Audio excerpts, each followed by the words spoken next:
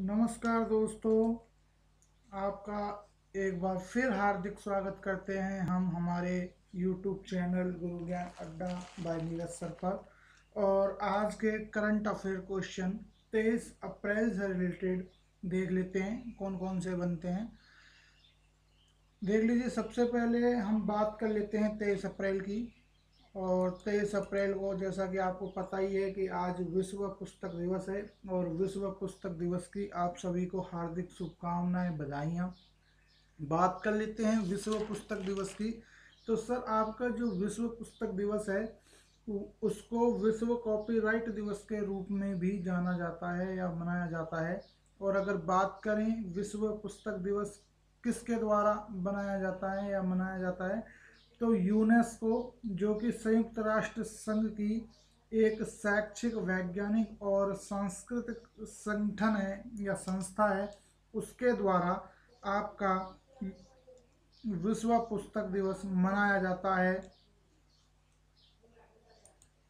ये क्यों बनाया जाता है, तो देखिए, लोगों में पढ़ने की इच्छा जगाना, प्रकाशन, अधिक से अधिक प्रकाशन हो लेखों के, और लेखकों को प्रोत्साहित या उनको बढ़ावा देने हेतु प्रतिवर्ष 23 अप्रैल को ये अंतर्राष्ट्रीय स्तर पर मनाया जाता है। यूनेस्को की अगर हम बात करें तो सर, यूनेस्को के द्वारा इसको पहली बार 23 अप्रैल 1995 को बनाया गया था। और आपको बता दें ये क्यों बनाया जाता है। शेक्सपियर जो एक महान लेखक हुए हैं विश्व में, उन शेक्सपियर की पुण्यतिथि थी 23 अप्रैल 1564 को। उसी 23 अप्रैल 1564 को, या कहें शेक्सपियर को याद रखने के लिए 23 अप्रैल को ये पहली बार यूनेस्को के द्वारा बनाया गया। अगर इंडिया लेवल की बात करें, इंडिया में ये कब से बनाया जा रहा है, तो सर इंडिया में ये आपका 2001 से प्रतिवर्ष 23 अप्रैल को मनाया जा रहा है। इसी के साथ आप हमारे सेशन को लाइक कर कर अपने दोस्तों में जल्दी से फटाफट से शेयर कर दीजिए अधिक से अधिक। और फिर आज के हम महत्वपूर्ण क्वेश्चनों की बात कर लेते हैं। आज का सेशन बहुत बेहतरीन सेशन रहने वाला है, इस चीज़ की आपको मैं भरोसा दिलाता हूँ। क्वेश्चन नंबर 1 देख लेते हैं क्या है आज का। क्वेश्चन नंबर 1 है, प्रतिवर्ष world creativity and innovation day कब मनाया जाता है, तो आप बताएंगे सर कब मनाया जाता है। ऑप्शन में 20 अप्रैल, 23 अप्रैल, 21 अप्रैल, 22 अप्रैल है। तो हम आपको बता देते हैं, इसका जो सही आंसर होगा वो आंसर होगा आपका सी, 21 अप्रैल को। और यह दिवस पहली बार 2018 में मनाया गया था। और इस दिवस की शुरुआत 25 मई 2001 को कनाडा के टोरंटो से हुई थी। इसी के साथ अगर बात करें इसके संस्थापक कौन थे, तो इसके संस्थापक थे कनाडाई मार्सी सहगल। और इसी के साथ में अगर बात करें world creativity and innovation day, इसको हिंदी में क्या कहेंगे, तो इसको कहेंगे विश्व रचनात्मकता और नवाचार दिवस। इसी के साथ में आगे बढ़ते हैं। आज का क्वेश्चन नंबर 2 देख लेते हैं क्या रहने वाला है। सर, आपका क्वेश्चन नंबर 2 है, आज हाल ही में कपिल देव त्रिपाठी किसके नए सचिव नियुक्त किए गए हैं। तो देखिए, हाल ही में जो कपिल देव त्रिपाठी जी हैं उनको सचिव बनाया गया है। तो निम्न में से किसका सचिव बनाया गया है, नरेंद्र मोदी, रामनाथ कोविंद, वेंकैया नायडू या निर्मला सीतारमन।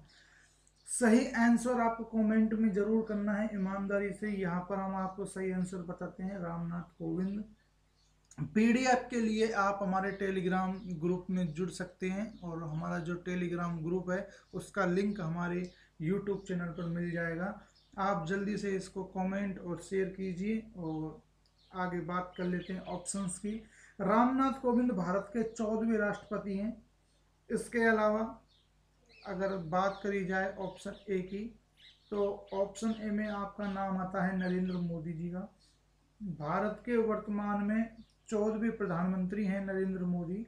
ये 2014 से लगातार दूसरी बार प्रधानमंत्री बने हैं। ये 16वीं लोकसभा व 17वीं लोकसभा में जो वर्तमान में 17वीं लोकसभा चल रही है उसमें बहुमत दल के नेता हैं और प्रधानमंत्री भी हैं। हाल ही में कुछ समय पहले इनकी एक पुस्तक आई थी, एग्जाम वॉरियर्स और परीक्षा पर चर्चा। ये दो चीजें आपको अति महत्वपूर्ण है, याद रखनी है आगामी प्रतियोगिता परीक्षाओं की दृष्टि से। प्रधानमंत्री बनने से पहले ये गुजरात के मुख्यमंत्री भी रहे हैं और ये 3 बार गुजरात के मुख्यमंत्री रह लिए थे। अगर बात करें नरेंद्र मोदी की तो वर्तमान में इनका जो लोकसभा क्षेत्र है वो वाराणसी है, उत्तर प्रदेश है। पिछली लोकसभा 16वीं लोकसभा में ये 2 जगह से इलेक्शन जीते थे, गांधीनगर और वाराणसी, लेकिन गांधीनगर से इन्होंने इस्तीफा दे दिया था। वाराणसी को इन्होंने अपनी संसदीय लोकसभा क्षेत्र रखा था।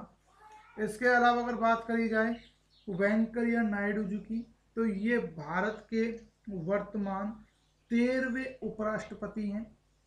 और जो वेंकैया नायडू जी हैं ये बीजेपी से थे। इनके खिलाफ में जब चुनाव लड़ा गया तो कांग्रेस ने गोपाल कृष्ण गांधी जी को इनके सामने दूसरा व्यक्ति मतलब कहें कि पार्टी उम्मीदवार बनाया था। और गोपाल कृष्ण गांधी जी हैं, वो गांधी जी के पोते हैं, उनकी इसमें हार हो गई थी। अगर बात करी जाए वेंकैया नायडू जी की तो ये नरेंद्र मोदी सरकार में यानी कि 16वीं लोकसभा में शहरी विकास, आवास तथा शहरी गरीबी उन्मूलन मंत्री भी रह चुके हैं। इसके अलावा ये मोदी सरकार में संसदीय कार्य मंत्री भी रहे हैं। अगर वेंकैया नायडू जी की और अतीत की बात करी जाए तो बीजेपी जो सरकार थी अटल बिहारी वाजपेयी की, उस वाजपेयी सरकार में ये केंद्रीय ग्रामीण विकास मंत्री भी रह चुके हैं। हाल ही में 2019 में वेंकैया नायडू जी की एक पुस्तक आई है जिसका नाम है लिसनिंग, लर्निंग एंड लीडिंग। ये आपको आगामी परीक्षाओं की दृष्टि से ध्यान रखना है। अगर लास्ट ऑप्शन की बात करें निर्मला सीतारमण, बहुत अच्छी अच्छी जानकारी लेकर आए हैं इनके बारे में। हम आपके लिए बता दें कि ये वर्तमान में मोदी सरकार की मतलब 17वीं जो लोकसभा चल रही है उसमें वित्त मंत्री हैं। इससे पहले ये 16वीं लोकसभा में 2 महत्वपूर्ण पदों पर रह चुकी हैं। पहली तो रही हैं ये रक्षा मंत्री 2017 से 2019 तक, और इसके बाद में इससे पहले ये वाणिज्य व उद्योग मंत्री भी रह चुकी हैं मई 2014 से सितंबर 2017 तक। और ये देश की पहली महिला ऐसी देश की पहली महिला रक्षा मंत्री बनी है जिन्होंने सुखोई 30 लड़ाकू विमान, जो एयरफोर्स का सुखोई 30 लड़ाकू विमान है, उसमें उड़ान भरी थी। इनसे पहले इनकी उड़ान की बात कर लेते हैं। इन्होंने जो ये उड़ान भरी थी ये रक्षा मंत्री रहते हुए भरी थी, और पाकिस्तान के सटीक जो हमारा बॉर्डर लगता है राजस्थान का, वहां से इन्होंने ये उड़ान भरी थी पाकिस्तान को दिखाने के लिए, उसको धमकाने के लिए। और इन्होंने ये उड़ान 17 जनवरी 2018 को भरी थी। और ये उड़ान इन्होंने जोधपुर एयरबेस से भरकर और उत्तरलाई एयरबेस जो कि बाड़मेर में एक एयरबेस है एयरफोर्स का, तो वहां तक इन्होंने ये भरी थी उड़ान। अगर इसकी बात कर ली जाए तो देश की पहली महिला रक्षा मंत्री बन चुकी हैं ये उड़ान भरने वाली सुखोई 30 से। अगर बात करी जाए सुखोई 30 से पहले रक्षा मंत्री कौन बने हैं, तो पहले रक्षा मंत्री अगर कॉमन तरीके से बात करी जाए तो रक्षा मंत्री जॉर्ज फर्नांडिस बने हैं 2003 में। इन्होंने सुखोई 2003 से उड़ान भरी थी। और अगर पहली महिला रक्षा मंत्री की बात करी जाए तो आपकी निर्मला सीतारमण जी होंगी।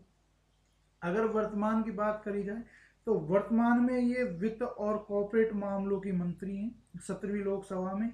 इनका जो राज्यसभा क्षेत्र है या कहें ये राज्यसभा सांसद हैं और ये कर्नाटक का प्रतिनिधित्व करती हैं। अगर कपिल देव त्रिपाठी जी की बात करी जाए तो कपिल देव त्रिपाठी जी हैं, इन्होंने अभी हाल ही में संजय कोठारी का स्थान लिया है। और जो संजय कोठारी जी हैं उनको हाल ही में मुख्य सत्कर्ता आयुक्त यानी सीवीसी बनाया गया है। इसी के साथ ही अगला क्वेश्चन देख लेते हैं। लाइक, कमेंट, शेयर करने में कंजूसी ना करें। किस राज्य सरकार ने कोविड-19 के स्वास्थ्य कर्मियों को 10,000 रुपये प्रति माह देने की घोषणा करी है? ऑप्शन में आपके हरियाणा, महाराष्ट्र, मध्य प्रदेश और मिजोरम। बात कर ले हरियाणा की, सबसे पहले ऑप्शन की बात कर लेते हैं। ऑप्शन आपका रहेगा मध्य प्रदेश। कमेंट करके आप भी जरूर बताएं ईमानदारी से। और अगर इस पर अगर किसी चर्चा करें क्वेश्चन पर, तो जो मध्य प्रदेश में कोविड-19 मरीजों के साथ में जो स्वास्थ्य कर्मी जो काम कर रहे हैं उनके उपचार का, उनको अब वेतन के साथ साथ 10,000 रुपये प्रति माह विशेष प्रोत्साहन राशि, मतलब सांत्वना जो राशि है वो दी जाएगी। और इसी के साथ में अगर बात करें, इसके अलावा, इस राशि के अलावा और स्वास्थ्य कर्मियों के अलावा, यदि किसी अन्य विभाग का कर्मचारी जो कोरोना संबंधित ड्यूटी के दौरान संक्रमित होता है, तो उसे तुरंत 10,000 एक मुश्त सहायता दी जाएगी। अगर मध्य प्रदेश की बात करें तो भैया जी आपके भोपाल इसकी राजधानी बनती है। भोपाल पहला ड्रोन से सैनिटाइज होने वाला प्रदेश या जिला भी बन चुका है। देश का पहला जिला जो ड्रोन से सैनिटाइजिंग कार्य किया जा रहा है कोरोना का। इसके अलावा अगर मुख्यमंत्री की बात करें तो चौथी बार यहाँ के मुख्यमंत्री शिवराज सिंह बने हैं। राज्यपाल आपके लालजी टंडन रहेंगे। और इसके अलावा अगर बात करी जाए ऑप्शंस की, अगर ऑप्शंस से हम थोड़ा खेलें तो ऑप्शन में अगर हम खेलने की बात करें तो मध्य प्रदेश के अलावा महाराष्ट्र और हरियाणा, इनको आप सबको आप अच्छी तरह से जानते हैं। वैसे हम बता देते हैं हरियाणा के जो मुख्यमंत्री हैं मनोहर लाल खट्टर जी हैं। इसके अलावा दुष्यंत सिंह चौटाला यहाँ के उप मुख्यमंत्री हैं हरियाणा के। और महाराष्ट्र में अगर देखें तो उद्धव ठाकरे और शरद पवार उप मुख्यमंत्री हैं। मिजोरम यहाँ देखने की चीज़ है क्योंकि उत्तर पूर्व या हम इसे नॉर्थ ईस्ट राज्य भी बोलते हैं और यहाँ पर मिजोरम बहुत कम ऑप्शनों में देखने को मिलता है। तो यहाँ देख लेते हैं क्या स्थिति बनती है। मिजोरम के जो मुख्यमंत्री रहेंगे वो वर्तमान में रहेंगे जोराम थांगा। और जो उप मुख्यमंत्री हैं यहाँ के वो हैं तावन लूला। और राज्यपाल यहाँ पर कौन है प्रेजेंट में, तो PS श्रीधरन पिल्लई यहाँ राज्यपाल हैं। राजधानी आपकी जो मिजोरम की बनती है आइजोल। और मुख्य न्यायाधीश यहाँ पर कौन है, अजय लांबा। अगर हम मिजोरम उच्च न्यायालय की बात करें तो मिजोरम जो है वो गुवाहाटी उच्च न्यायालय के अधीनस्थ आता है। और गुवाहाटी उच्च न्यायालय में 4 राज्य आते हैं। एक आपका असम, अरुणाचल प्रदेश, नागालैंड और मिजोरम। ये आपके कहाँ आते हैं, असम जो उच्च न्यायालय है उसके अंतर्गत आते हैं। अगर हम गुवाहाटी उच्च न्यायालय की बात करें तो 1 मार्च 1948 को इसका मतलब स्थापना हुई थी। इसी के साथ में क्वेश्चन नंबर 4 की बात कर लेते हैं। क्वेश्चन नंबर 4 क्या रहने वाला है आपका, तो क्वेश्चन नंबर 4 रहने वाला है आपका, हाल ही में सीमा सड़क संगठन यानी कि BRO मतलब बॉर्डर रोड ऑर्गेनाइजेशन ने किस राज्य में डेपोरियो ब्रिज पुल का निर्माण किया है। ऑप्शन में आप देख सकते हैं असम, सिक्किम, नागालैंड और अरुणाचल प्रदेश। ये भी आपके पूर्विष्ट वाले ही राज्य हैं। इसमें जो सही ऑप्शन की बात करेंगे, सही ऑप्शन आपका बनेगा अरुणाचल प्रदेश। अगर पहले BRO की बात कर लें तो सर BRO जो है आपका बॉर्डर रोड ऑर्गेनाइजेशन, इसकी स्थापना 7 मई 1960 को हुई थी। इसका मुख्यालय नई दिल्ली में है। और डायरेक्टर जनरल जो वर्तमान में इसके हैं हरपाल सिंह। और ये रक्षा मंत्रालय के अंतर्गत आता है। इसी के साथ में हम आपको एक हल्की सी चीज़ बता दें, जो सीमा सड़क संगठन है ये जो भारत में दुर्गम स्थान है जहाँ सामान्य तौर पर सड़क नहीं बनाई जा सकती, ऐसे क्षेत्रों में ये सड़क निर्माण का काम करते हैं। और जो भारत का जो बॉर्डर है उस बॉर्डर के पास में सटवा या कहें कि समीप रोड बनाने का कार्य करती है। इसका मेन उद्देश्य होता है सीमा सड़क संगठन का, जो हमारी फोर्सेज होती है इंडियन आर्मी, उसके लिए कम समय में अच्छे से अच्छे रोड तैयार करना, ताकि वो इमरजेंसी में या युद्ध की स्थिति में अपने साजो सामान, हथियार और टैंक वगैरह के साथ में जल्दी से जल्दी देश की हिफाजत के लिए बॉर्डर तक पहुंच सके।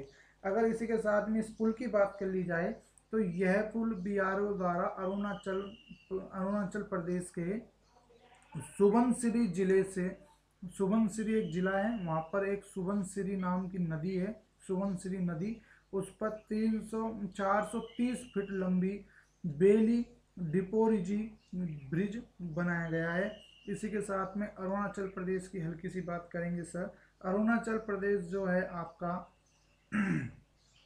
राजधानी रहेगी ईटानगर, मुख्यमंत्री रहेंगे प्रेमा खांडू, राज्यपाल रहेंगे बी डी मिश्रा, और असम उच्च न्यायालय या गुवाहाटी उच्च न्यायालय जो है उसके अंतर्गत ये आता है। और यहाँ उप मुख्यमंत्री की अगर बात करें अरुणाचल प्रदेश की, तो चोमना मैन नाम के व्यक्ति यहाँ उप मुख्यमंत्री हैं। इसी के साथ में अगर अरुणाचल प्रदेश है, इसकी धरातलीय स्थिति की बात करें, बहुत महत्वपूर्ण हो जाता है। तो भारत चीन सीमा जो मेघमोहन रेखा कहलाती है वो यहाँ पर लगती है। इसी प्रदेश से आपके 3 देशों की सीमाएं लगती हैं जो कि चीन, भूटान, म्यांमार हैं। एक यहाँ पर यांगयाप दर्रे से ब्रह्मपुत्र नदी भारत में प्रवेश करती है, ये आप याद रखेंगे, कई बार पूछा जाता है एग्जाम्स में ज्योग्राफी में कि ब्रह्मपुत्र नदी अरुणाचल प्रदेश के किस दर्रे से भारत में प्रवेश करती है, तो यांगयाप दर्रे से ब्रह्मपुत्र नदी भारत में प्रवेश करती है। बायोस्फीयर देखा जाए तो दिहांग दिबांग यहाँ बायोस्फीयर है।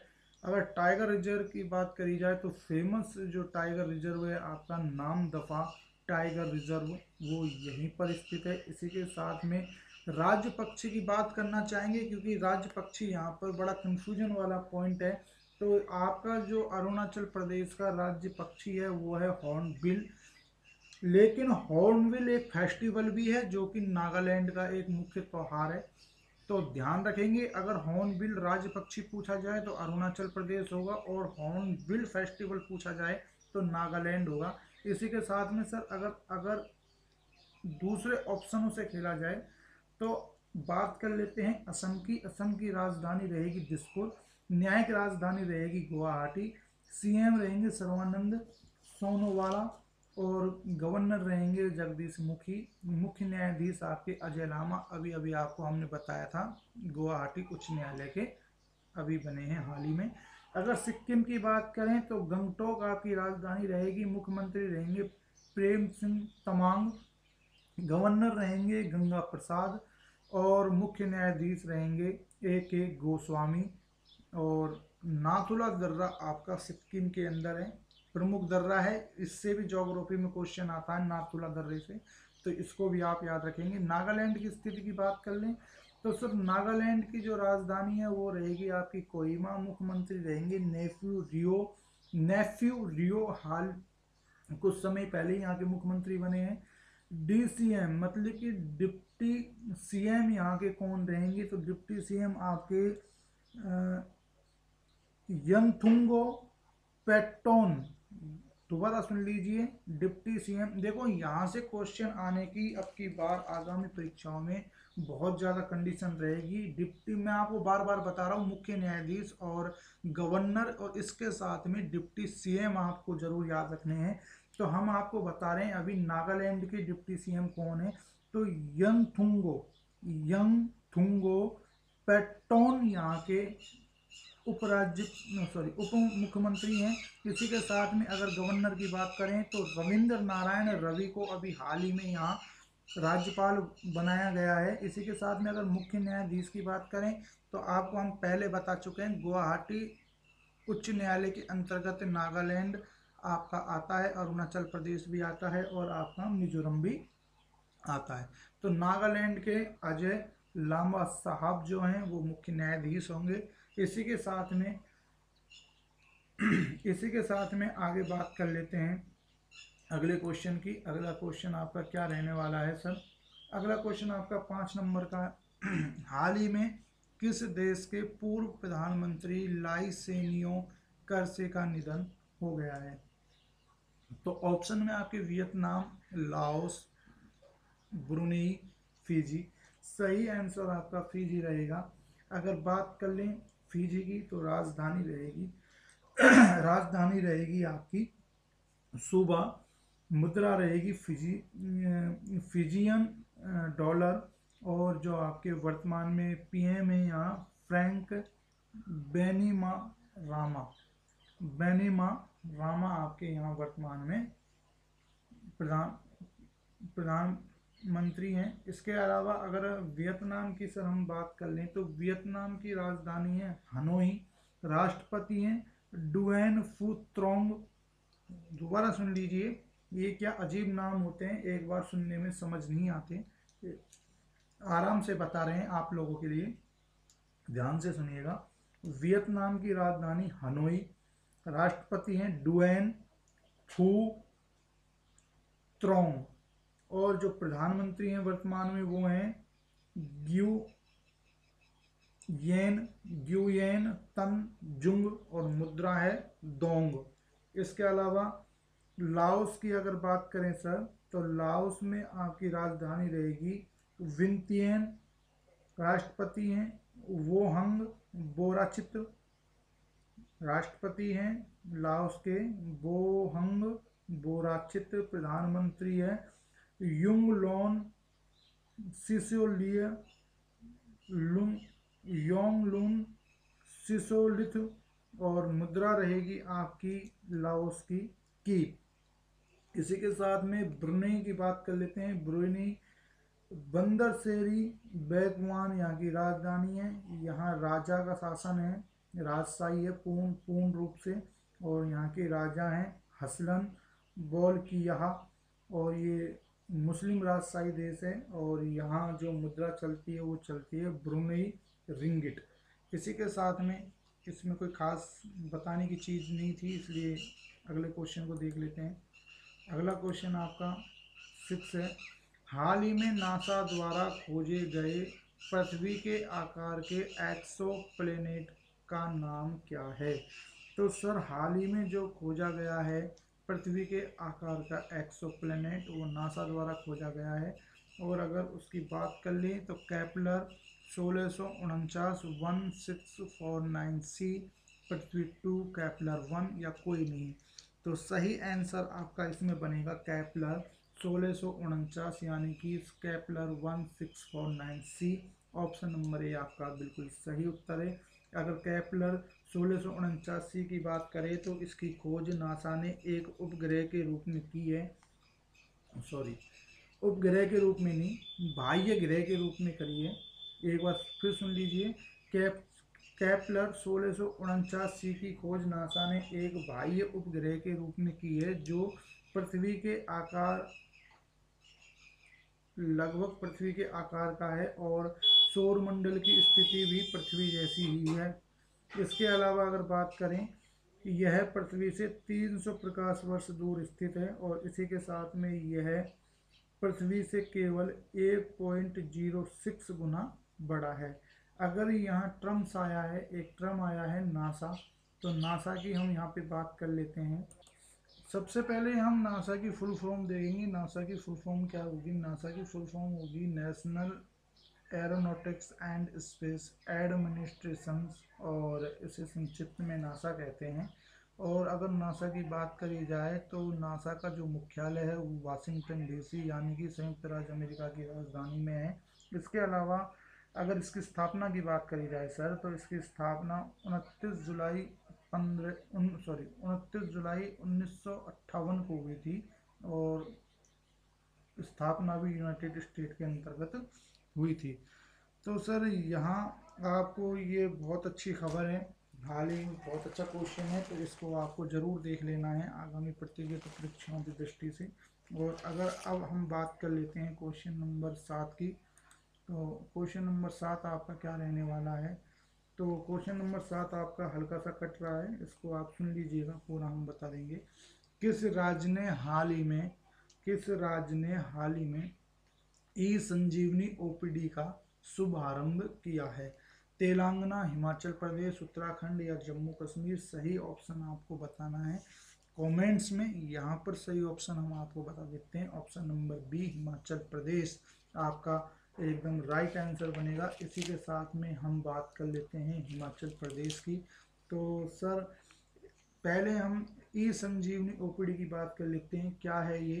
तो इसके तहत मरीजों को मुफ्त मतलब फ्री चिकित्सा परामर्श और चिकित्सा परामर्श के साथ में मुफ्त दवाइयों का भी लाभ मरीजों को मिलेगा, तथा जो मरीज घर घर से हॉस्पिटल नहीं जा सकते उन्हें घर बैठे इसकी सुविधा मिलेगी। अगर हिमाचल प्रदेश की बात कर ले तो सर जो मुख्यमंत्री होंगे वो रहेंगे जयराम ठाकुर, गवर्नर होंगे बंडारू दत्तात्रेय, मुख्य न्यायाधीश होंगे आपके लिंगप्पा नारायण स्वामी और राजधानी रहेगी आपकी शिमला। अगर बात करी जाए तो कुछ समय पहले ही इनके द्वारा मतलब कि हिमाचल प्रदेश के द्वारा active case finding campaign launch की गई थी कोरोना के चलते, और पिन वैली नेशनल पार्क और the great Himalaya national park आपका जो राष्ट्रीय उद्यान है वो यहाँ पर हिमाचल प्रदेश में मौजूद है। अगर उत्तराखंड की बात करी जाए तो सर उत्तराखंड की राजधानी रहेगी देहरादून। देहरादून में आपका राष्ट्रीय दृष्टिबाधित जो संस्था है NIVH ये भी आपकी देहरादून के अंदर ही है। इसके अलावा तेल एवं प्राकृतिक गैस आयोग, सर्वे ऑफ इंडिया, भारतीय पेट्रोलियम संस्था और या के यहाँ मौजूद है। इसके अलावा अगर बात करें वन अनुसंधान संस्था, भारतीय राष्ट्रीय मिलिट्री कॉलेज और इंडियन मिलिट्री एकेडमी जैसी बड़ी संस्थाएं भी यहाँ पर उपलब्ध हैं, मतलब यहाँ पर स्थित हैं। इसी के साथ में पर्यटन और तीर्थ स्थानों की अगर बात करी जाए तो उसके लिहाज से भी ये बहुत जरूरी जिला राज्य बन जाता है। इसके अलावा अगर उत्तराखंड की बात करें तो सर उत्तराखंड में आप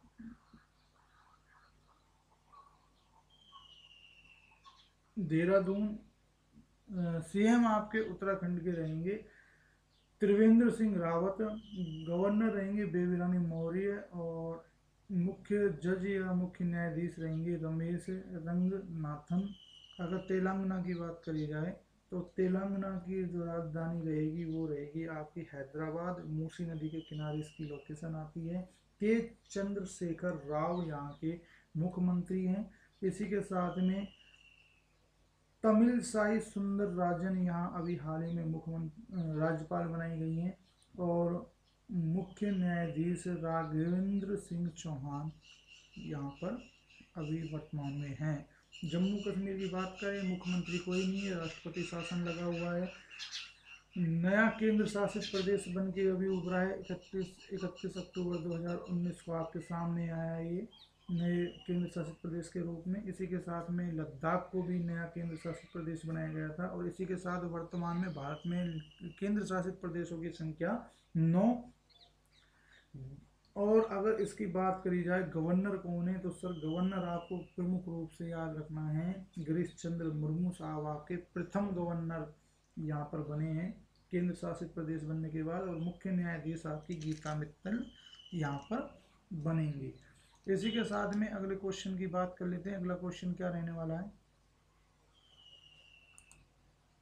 क्वेश्चन नंबर 8, किस राज्य सरकार ने लॉकडाउन 7 मई तक बढ़ाने की घोषणा की है?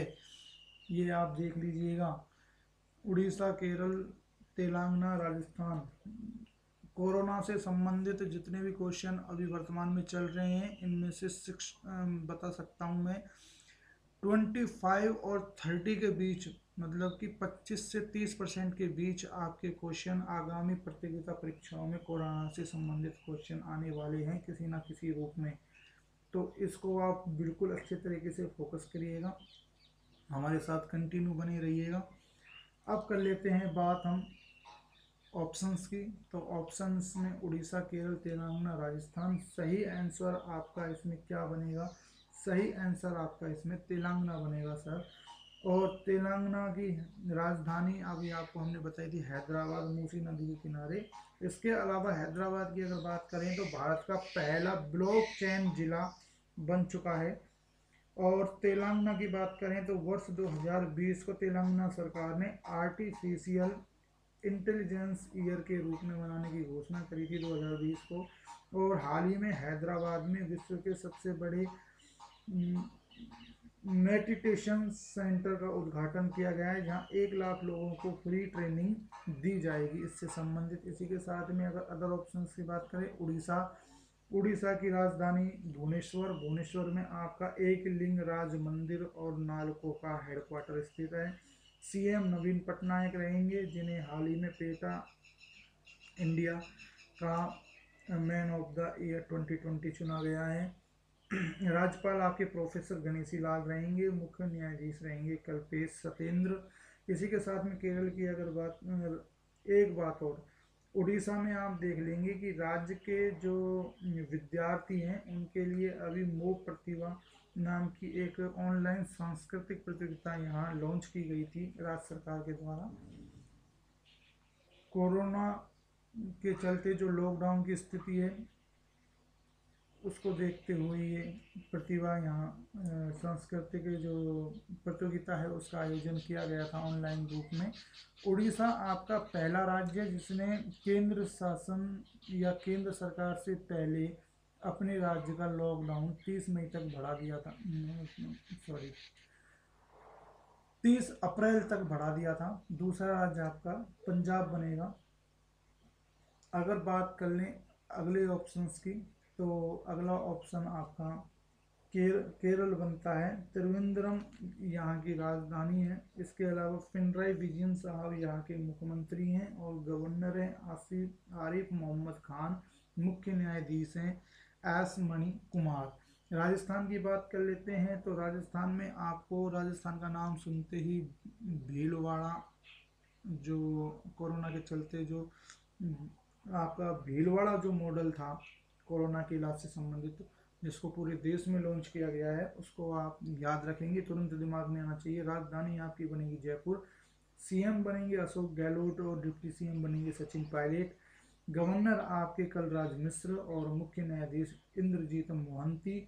राजस्थान के भीलवाड़ी मॉडल के साथ साथ आप ध्यान रखेंगे कि जो राजस्थान काजरी है, राजस्थान में एक संस्था है काजरी, उसने हाल ही में एक टनल बनाई है, क्वारंटाइन करने वाली टनल बनाई है। इसी के साथ में राजस्थान सरकार ने अभी हाल ही में रैपिड टेस्टिंग को अंजाम देने वाला या अनुमति देने वाला ये देश का पहला राज्य बन चुका है। कोरोना के चलते जो रैपिड टेस्टिंग की जा रही है, इसमें होगा क्या, राजस्थान रैपिड टेस्टिंग किट के जरिए कोरोना की जांच करने वाला राज्य का देश का पहला राज्य बना है।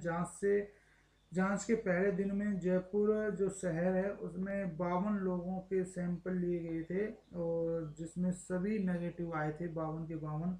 और राजस्थान में जो अभी राज्य सरकार के अंतर्गत स्वास्थ्य मंत्री हैं उनका नाम है डॉक्टर रघु शर्मा जी। ये आप यहाँ पर राजस्थान से संबंधित फैक्ट याद रखेंगे, एकदम करंट फैक्ट हैं। इसी के साथ में क्वेश्चन नंबर 9 की बात कर लेते हैं। क्वेश्चन नंबर 9 हमारा क्या रहने वाला है, तो क्वेश्चन नंबर 9 हमारा रहने वाला है फ्रेंड्स, हाल ही में किस बैंक द्वारा अपने ग्राहकों को वॉइस बैंकिंग सुविधा उपलब्ध कराई जाएगी। मतलब हाल ही में किस बैंक के द्वारा अपने ग्राहकों को वॉइस बैंकिंग सुविधा उपलब्ध कराई जाएगी, तो इसके सही ऑप्शन आपको कमेंट्स में बताना है। ऑप्शन आपके सामने आरबीआई, आईसीआईसी बैंक, एसबीआई और एचडीएफसी बैंक। इसके बारे में हम आपको बता देते हैं और सही ऑप्शन आपका आईसीआईसी बैंक रहेगा।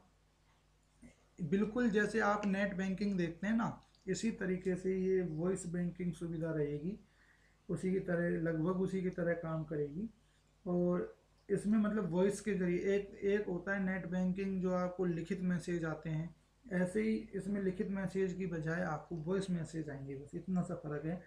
अब आपको इसके बारे में बता देते हैं। इसके अंतर्गत यूजर्स अपने बैंक अकाउंट की समस्त जानकारी वॉइस मैसेज के जरिए प्राप्त कर सकते हैं। अगर आईसीआईसी बैंक ने ये सुविधा अमेजन अलेक्सा व गूगल असिस्टेंट पर मुहैया कराई है सबसे पहले। और अगर आईसीआईसी की बात कर लें तो इसकी फुल फॉर्म होगी industrial credit and investment corporation of India. इसकी स्थापना 1994 को हुई थी और इसका हेडक्वार्टर आपका बनता है मुंबई। और इसके वर्तमान में एमडी या सीईओ की बात करें तो संदीप बख्शी साहब इसके वर्तमान एमडी या सीईओ हैं। कुछ समय पहले आईसीआईसी बैंक ने एक कहें तो एक नई सुविधा लॉन्च करी थी, और उस सुविधा का नाम था कार्डलेस निकासी सुविधा। जी हाँ, आईसीआईसी बैंक ने कुछ समय पहले ही बिना कार्ड के, मतलब कार्डलेस का मतलब होता है बिना कार्ड के, तो बिना कार्ड के रुपए निकासी की सुविधा लॉन्च करने वाला देश का पहला बैंक भी आईसीआईसी बैंक बनता है। अदर ऑप्शंस पर अगर हम फोकस डालें तो आरबीआई की बात कर लेते हैं। फुल फॉर्म होगी रिजर्व बैंक ऑफ इंडिया। बैंकों का बैंक भी ये कहा जाता है। इसकी स्थापना 1 अप्रैल 1935 को हो गई थी, और लेकिन इसका जो राष्ट्रीयकरण किया गया था वो 1 जनवरी 1949 को किया गया था। मुख्यालय इसका मुंबई में है। वर्तमान में जो इसके गवर्नर हैं शक्तिकांत दास, जो 23वें गवर्नर बने हैं आरबीआई के। इसी के अलावा अगर एसबीआई की सर बात करें तो एसबीआई जो देश का सबसे बड़ा बैंक, जो सबसे बड़ा बैंक है, पहला बैंक है सबसे बड़ा। और आरबीआई ने हाल ही में आरबीआई ने 2017 में 5 बैंकों का विलयकरण किया था। इसी के साथ में ये देश का सबसे बड़ा बैंक बन चुका है। अगर इसकी स्थापना की बात करें तो इसकी स्थापना बैंक ऑफ कलकत्ता के रूप में हुई थी 1806 में, लेकिन 1 जुलाई 1944 को इसे मुंबई लाया गया और इसका नाम परिवर्तन कर दिया गया। इसका नाम कर दिया गया स्टेट बैंक ऑफ इंडिया। इसका मुख्यालय बनता है बम्बई। वर्तमान में एसबीआई के अध्यक्ष हैं रजनीश कुमार साहब। अगर बात करें ऑप्शन नंबर डी की, एचडीएफसी बैंक, तो सर जो एचडीएफसी बैंक है इसकी फुल फॉर्म होगी housing development finance corporation bank. इस अगर स्थापना की बात करें तो 1994 में इसकी स्थापना हुई थी। मुख्यालय भी इसका आपका मुंबई में बनता है, और वर्तमान में इसके एमडी आदित्यपुरी हैं। एचडीएफसी बैंक से आपको याद रखना है कि अभी चाइना ने एफडीएफसी बैंक के, कोरोना का जो माहौल चल रहा है इसके चलते ही हाल ही में एचडीएफसी बैंक के 1.5 करोड़ से अधिक शेयर, 1.5 करोड़ रुपए से अधिक के शेयर एचडीएफसी बैंक के खरीदे हैं। ये आपको ध्यान रखना है। इसके अलावा क्वेश्चन नंबर 10 की बात कर लेते हैं फ्रेंड्स। क्वेश्चन नंबर 10 रहने वाला है आपका कि हाल ही में किसके द्वारा हाई स्पीड मैग्नेटिक रैम को विकसित किया गया है। तो देखिए, जो आईआईटीज हैं इंडिया की, वो बड़ा महत्वपूर्ण योगदान निभा रही हैं इस समय। अपने नए नए कोरोना के चलते नए नए आविष्कार कर रही हैं, और कोरोना से लड़ने के लिए देश को मजबूत कर रही हैं। तो इसमें ऑप्शन बात कर लें, आईआईटी मंडी, आईआईटी रोपड़, आईआईटी मद्रास, आईआईटी गांधीनगर, तो सही ऑप्शन आपका होगा आईआईटी मंडी। इसके अलावा अगर हाई स्पीड मैग्नेटिक रैम की बात कर लें तो जो मेमोरी होती है वो 2 प्रकार की होती है कंप्यूटर में। एक तो होती है रैम, एक होती है रोम। रैम जो होती है सर वो आपकी अस्थायी मेमोरी होती है, मतलब आप कंप्यूटर पर काम करते हुए अगर आपकी लाइट चली जाती है, कंप्यूटर बंद हो जाता है, तो आपका जो डाटा है जो आपने सेव नहीं किया काम करते वक्त, वो ख़त्म हो जाता है। लेकिन इन्होंने ऐसी रैम बनाई है आईआईटी मंडी ने कि यदि आप काम कर रहे हैं कंप्यूटर पर और एकदम से आपकी लाइट चली जाती है, या आप कंप्यूटर बंद हो जाता है किसी और कारण से, तो आपका जो डाटा है जिस जिस पर आप काम कर रहे थे वो आपका सुरक्षित, ऑटोमेटिक सुरक्षित रहेगा, वो आपका नहीं उड़ेगा। इसी के साथ में अगर अदर आईआईटी की बात कर ली जाए तो आईआईटी रोपड़ है। आईआईटी रोपड़ हमने आपको कल ही बताया था कि आईआईटी रोपड़ है, उन्होंने कोरोना मरीजों के लिए वार्ड बॉट विकसित की है। वार्ड बॉट जिसकी मदद से किसी दूसरे व्यक्ति के जाए बिना ही जो कोरोना मरीज हैं उनको दवाई और खाने की सुविधा उपलब्ध कराई जा सकती है। इससे क्या फ़ायदा होगा, इससे जो दूसरे व्यक्ति जो दवाई या खाना देने जाता है वो कोरोना संक्रमित नहीं होगा, ना उनके संपर्क में आएगा, ना वो कोरोना संक्रमित होगा। आईआईटी मद्रास की बात कर लें तो आईआईटी मद्रास भारत की पहली स्टैंडिंग व्हील चेयर इसने विकसित की है हाल ही में। और स्वदेशी जो माइक्रो प्रोसेसर जो शक्ति है उसका निर्माण किया है।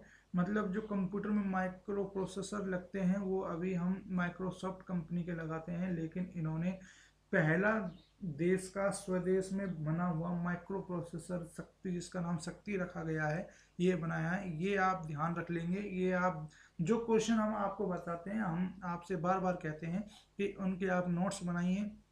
एक्स्ट्रा फैक्ट जो हम आपको बताते हैं ये आपके आगामी परीक्षाओं में बहुत लाभदायक होने वाले हैं फ्रेंड्स।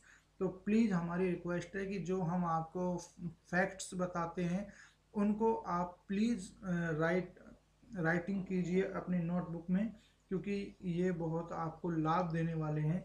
आईआईटी गांधीनगर की बात करें तो हाल ही में कोरोना के चलते प्रोजेक्ट आईसा ISSA लॉन्च किया था, और इसी के चलते आज का अंतिम क्वेश्चन देख लेते हैं। मतलब जो आपके लिए होमवर्क का रूप में हम आपको देते हैं। आज का हम आपसे क्या प्रश्न पूछ रहे हैं, तो आज का प्रश्न आपसे पूछ रहे हैं कि आल्पस के हाल ही में किस देश ने आल्पस के मैटरहॉर्न पर्वत पर भारतीय राष्ट्रीय ध्वज की रोशनी की थी। तो ये क्यों की थी, तो ये की थी जो भारत जो कोरोना के खिलाफ लड़ाई लड़ रहा है, तो विश्व में सबसे अच्छी लड़ाई कोरोना के खिलाफ, मतलब लॉकडाउन की स्थिति जो बनाकर लड़ रहे हैं, वो भारत लड़ रहा है। और भारत का इस कोरोना लड़ाई के प्रति जो सम्मान दिया गया है, उस सम्मान देने के लिए ये हाल ही में ऐसा किया गया है। तो आपको बताना है कि किस देश ने किया है, इसका फिर उत्तर हम आपको कल बताएंगे। आपसे जाते जाते एक निवेदन कि आप अधिक से अधिक कमेंट कीजिए, इसको शेयर कीजिए, और कमेंट्स में आप जो अदर फैक्ट्स रह जाते हैं उनको शामिल आप लिखिएगा।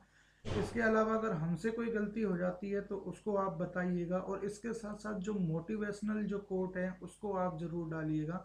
इसी के साथ ही मैं नीरज सर आपसे इजाज़त लेते हैं। नमस्ते।